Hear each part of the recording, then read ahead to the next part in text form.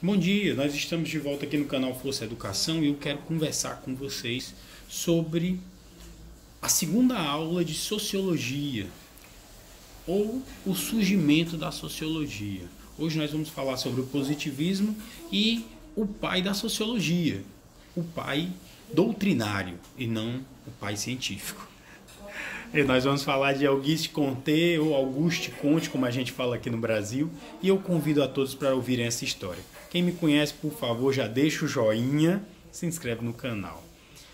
O que foi o positivismo e por que ele surgiu? Nós precisamos lembrar. Nós estávamos falando na última aula que a sociologia ela é decorrência direta de vários movimentos sociais, movimentos de conflito. Desde o cisma protestante, passando pelas famosas obras de arte que impulsionaram uma corrente de pensamento humanista, revolucionário, que redundaram no iluminismo, o renascimento e depois o iluminismo, e aí as revoluções de independência e revoluções também populares. Revoluções de independência, a principal Revolução Americana, Revolução Popular, nós temos a Revolução de Oliver Cromwell, lá na Inglaterra, que redundou na Constituição inglesa, e a Revolução Francesa. Quem foi Auguste Comte, ou Auguste Comte, como a gente fala erradamente aqui no Brasil? Foi um pensador, filósofo, que vai dizer o seguinte: olha, a sociedade tem vivido um dia após o outro sem saber exatamente que caminhos percorrer. E a ciência é o caminho a ser percorrido. A ciência é a única que pode dar fundamentos verdadeiramente sólidos para o crescimento social. Porque a sociedade ela vai crescer, ela vai se desenvolver, seja por técnicas, seja por mentalidades. E nós podemos catalisar esse processo, nós podemos acelerar esse processo. Para isso, nós precisamos estudar a gênese do pensamento humano. E aí ele vai falar em 3 estados. O primeiro estado seria o estado teológico ou mitológico. Leiam estados como algo como estágios de evolução da humanidade. O cientificismo, que é decorrência direta do positivismo, ele é sim credor do que nós estamos vivendo hoje também. Hoje, quando a gente fala em isolamento social, em ninguém sai de casa, existe um vírus que mata todo mundo, nós estamos também acreditando a um suposto cientificismo, o poder de regrar completamente a vida de toda a nação mundial, todos os povos do mundo. E isso, particularmente, é muito perigoso, porque você está transferindo a um ente internacional o poder de determinar como vai regrar a sua vida nacional. Não vamos entrar nesse detalhe ainda, porque eu vou falar mais disso com maior profundidade. O certo é, Comte dizia, antes o homem acreditava em deuses, em heróis, em semideuses, em histórias fantásticas. Depois o homem foi para um estado metafísico, onde o homem começou a acreditar na filosofia, no para além da física, na lógica, no empirismo, na observação rigorosa. Mas agora chegou o momento da ciência. Com a Revolução Industrial, o homem precisa de ciência. O homem precisa conhecer os fundamentos da medicina, o homem precisa conhecer os fundamentos da engenharia para construir uma casa, o homem precisa verdadeiramente mudar sua mentalidade, parar de acreditar em deuses, em fatores surreais, sobrenaturais, para ele continuar evoluindo e criar uma sociedade mais forte, mais livre, mais independente. E esse estado seria o estado científico. Tanto é que no início, Comte vai falar que a sociologia não existe no início. Para ele era física social. Ele se inspirou nas ciências naturais. E ele vai dizer que o seguinte, dentre as ciências, existem 2 que são preponderantes para a evolução do ser humano. Uma é a biologia, e a outra é a sociologia. Quando ele sai da física social e vai para a sociologia, ele quer dizer justamente isso, que A sociologia é a única ciência capaz de compreender a evolução humana para um novo nível de entendimento. É engraçado porque Comte, ele é anterior ao surgimento do livro A Origem das Espécies, de Charles Darwin. E a partir do livro A Origem das Espécies, de Darwin, haverá uma espécie de comprovação de tudo aquilo que Comte falava. 18 anos depois do surgimento da filosofia positiva e depois da física social, que redundou na sociologia, vai surgir o livro A Origem das Espécies, de Charles Darwin. E para muitos, essa será a comprovação que Comte estava correto. Ora, os seres humanos, ou melhor, a vida na Terra, ela só existe por causa de evoluções constantes, de seres vivos que são capazes de se adaptar ao meio natural, e a partir dessa adaptação ao meio natural, o homem é capaz de suplantar os demais seres vivos e dominá-los. Cuidado com essas afirmações. Eu vejo muita gente colocando em Facebook, em Twitter, que a ciência não se refuta com opiniões.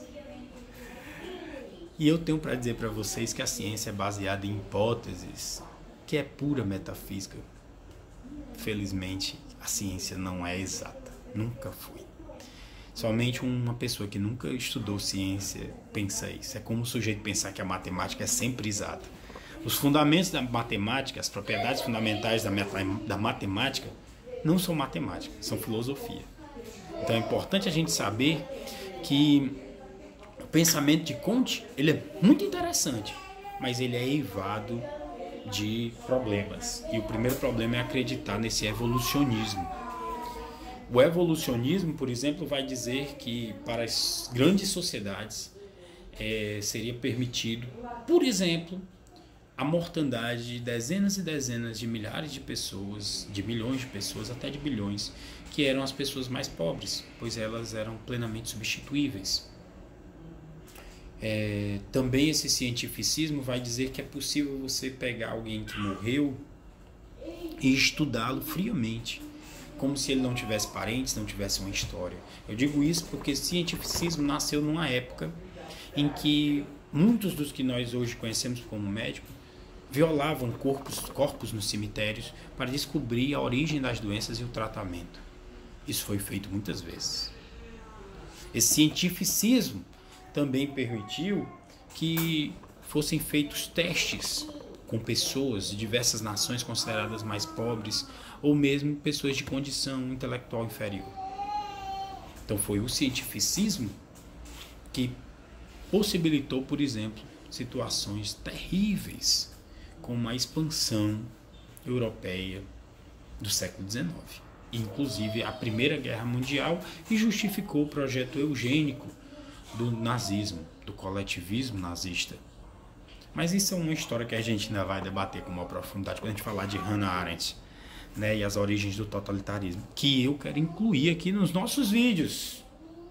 Vai ser uma cerejinha nesse bolo, porque eu sei que muitas vezes na escola a gente não aprende sobre isso. É triste como são encobertos detalhes tão importantes. Mas, voltando aqui ao positivismo de Comte, por que surgiu na França e não na Inglaterra, Paulo? Se tudo começou, ou a grande origem do movimento de desorganização social foi a Revolução Industrial. Muito simples, porque Comte era um iluminista, ou um neo-iluminista. O iluminismo foi um movimento intelectual que deu as bases para a Revolução Francesa. Só que essas bases eram bases culturais muito elevadas. Poucas pessoas do povo tiveram acesso. As pessoas do povo tiveram influência muito mais dos trocadilhos, das ironias, das sátiras de Voltaire, que muitas vezes tinha um comportamento bastante dúbio. Tanto é que uma das personalidades que mais influenciou a Revolução Francesa foi Victor Hugo, que era um escritor de livros, com obras como Corcunda de Notre Dame, Os Miseráveis.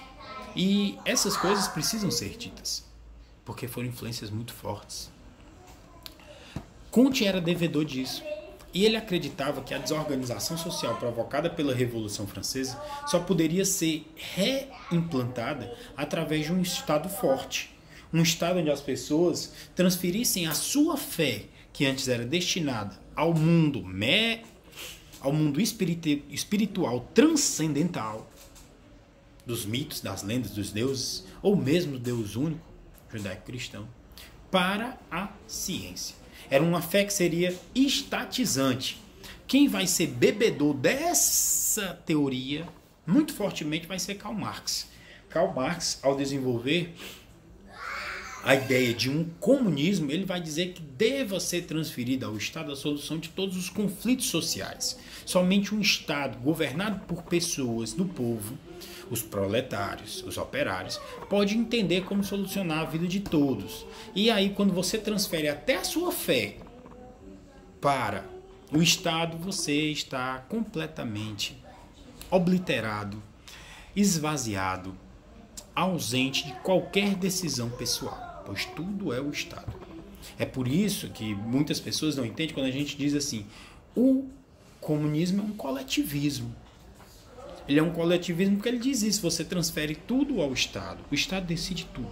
E esse Estado não é um Estado governado por um presidente. Ele é governado por um grupo de pessoas que são pessoas operárias, pessoas do povo. Além de Marx, uma outra pessoa que é muito devedora do positivismo se chama Marechal Deodoro da Fonseca, aqui no Brasil. Ele foi um dos principais capitaneadores do movimento que depois o segundo reinado de Dom Pedro II.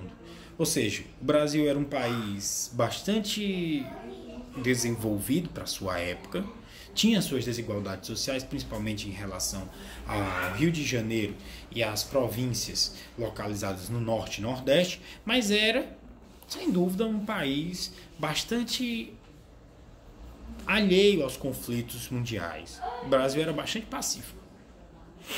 E um pouco antes da famosa proclamação da independência, o Brasil antes se intrometeu numa guerra de grandes proporções, que foi a Guerra do Paraguai, que foi muito influenciada pelos pensamentos positivistas e o desejo do exército brasileiro de participar da guerra, que praticamente forçou a entrada do Brasil nesse conflito. Lembre-se que muitas das pessoas que lutaram no conflito eram pessoas que não eram militares. Os militares comandavam, mas as pessoas que lutaram no conflito, muitas eram pessoas do povo, eram chamadas para eventos públicos e lá eram obrigadas a entrarem nesse conflito. E, obviamente, quando você não tem uma preparação para um conflito armado, quando você se entrega, você muitas vezes surta. E aí você comete as piores barbaridades. É considerada a Guerra do Paraguai uma das guerras mais violentas da história da humanidade, né? Não vou falar disso aqui agora porque não faz parte da história mundial. Eu me comprometi a falar de história mundial. Mas falando sobre o positivismo influencia demais tanto a instauração da República no Brasil quanto o período da Primeira República. 1889 até 1930, o Brasil é fortemente influenciado pelas ideias positivistas, inclusive do progresso. E agora eu faço um paralelo com o que nós estamos vivendo. Hoje, novamente, você assiste nos programas de televisão, eu quero deixar claro que eu sou um crítico mordaz ao jornalismo que se faz hoje. Jornalismo historinha, que conta a história da pessoa, em vez de contar, na verdade, o crime e ser mais objetivo. É o jornalismo literário. Eu já expliquei isso aqui em um dos canais, em um dos vídeos que a gente fez sobre a situação de alguns presos, de algumas situações da mídia também. O que acontece? O positivismo ele vai dar as bases para se desenvolver uma nova ciência, a ciência sociológica do Estado, onde o Estado vai reunir os elementos, vai reunir todos os números, estatísticas, os números, enfim, de contagens da população, de mortes, de nascimentos, de violências, enfim, para traçar um plano social. Essa era a ideia do positivismo que vai ser adotado pelo Estado. Então, positivismo nunca morreu. Ele existe até hoje e influencia muitas pessoas. Auguste Comte para a sociologia. Você tem que lembrar que o positivismo nasceu como uma doutrina filosófica. Então ele buscava um desenvolvimento moral das pessoas. Enquanto sociologia, ele busca traçar uma linha de desenvolvimento social. O que é que a sociedade deve buscar para ela se desenvolver mais depressa? Enquanto doutrina política, ela impõe, por exemplo, a ordem e o progresso, o lema da nossa bandeira. Ela impõe que a sociedade só possa se desenvolver, só possa crescer dentro de bases muito definidas do que seja o progresso. E o progresso, que é ininterrupto de cada sociedade, ele é baseado em descobertas científicas e tecnológicas, que são aplicadas independentemente de critérios humanos. Então, cuidado quando você defende o que se chama de ciência. Você pega uma pessoa que estudou e ela faz um determinado pronunciamento e você diz, isso é ciência. Cuidado, isso não é ciência, isso é o parecer de um cientista. Mas existem vários pareceres. Eu vejo pessoas defendendo de maneira apaixonada o que diz a OMS, a Organização Mundial de Saúde. E eu me preocupo porque o que a OMS diz é algo estatístico sobre a maioria dos casos de saúde no mundo, mas ela não trata de casos específicos. Então é importante a gente saber disso. Eu vejo pessoas defendendo a ONU. Outro dia eu vi uma postagem, como advogado que sou, falando sobre uma Constituição Mundial. Eu pensei que eu ia infartar ao ler um documento tão absurdo quanto esse. Valha-me Deus, as pessoas não aprenderam nada com o totalitarismo de Hitler, o totalitarismo de Mussolini, o totalitarismo de Maduro, o totalitarismo de Chaves, o totalitarismo de Fidel Castro, o totalitarismo de Stalin. As pessoas não aprenderam nada com o totalitarismo de Napoleão Bonaparte. Defender uma Constituição Mundial é negar às pessoas o direito à sua liberdade. E é engraçado porque o positivismo ele nasce não só de Auguste Comte, mas também do economista John Stuart Mill. E a sociologia, de início, andou par e passo com a economia. Aquilo que a economia não explicava, a sociologia explicava, como se fosse a sua complementação perfeita. Tá legal? Quem gostou, deixa o joinha, se inscreve no canal e vamos crescer juntos. Muito obrigado.